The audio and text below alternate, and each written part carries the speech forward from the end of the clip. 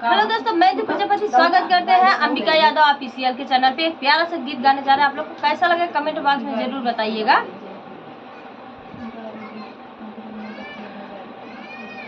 तो ये गीत कैसा लगा आप लोग कमेंट बॉक्स में जरूर बताइएगा। हम लोग गाने जा रहे हैं।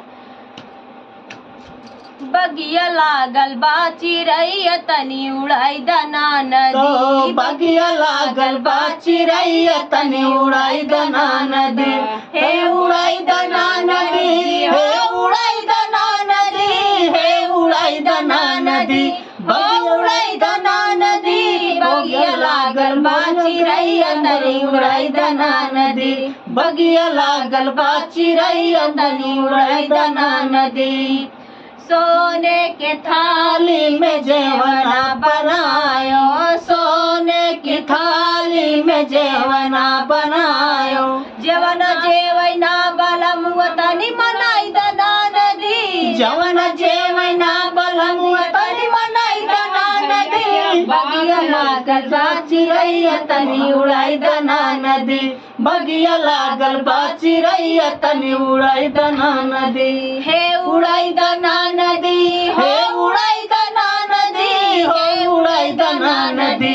बगिया लागल बा चिरैया तनी उड़ाई दना नदी, बगिया सोने के लोटा में जल भर लायो, सोने के लोटा में जल भर लायो, गेलुला घोटैना जलवा घोटैना बलम तनी मनाई दना नदी, जलवा घोटैना बलम तनी मनाई दना नदी। बगिया लागल बा चिरैया तनी उड़ाई दना नदी, बगिया लागल बा चिरैया तनी उड़ाई दना नदी, हे उड़ाई दना नदी, हे उड़ाई दना नदी, हे उड़ाई दना नदी।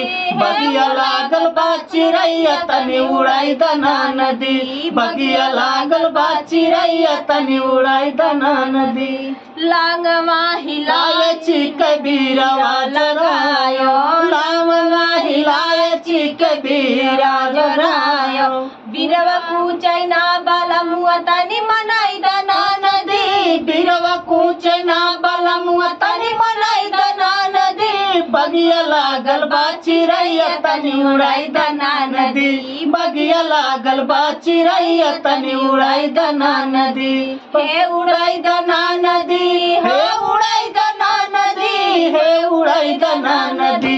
बगिया लागल बा चिरैया तनी उड़ाई दना नदी, बगिया लागल बा चिरैया तनी उड़ाई दना नदी। फूला ही चूनी चूनी से जा लगायो, फूला ही चूनी चूनी से जा लगायो, सेजिया सुतैना बलम तनी मनाई दना नदी, सेजिया सुतैना बलम तनी मनाई दना नदी। बगिया लागल बा चिरैया तनी उड़ाई दना नदी, बगिया लागल बा चिरैया तनी उड़ाई दना नदी, हे उड़ाई दना नदी, हे उड़ाई दना नदी, हे उड़ाई दना नदी। बगिया लागल बा चिरैया तनी उड़ाई दना नदी, बगिया लागल बा चिरैया तनी उड़ाई दना नदी।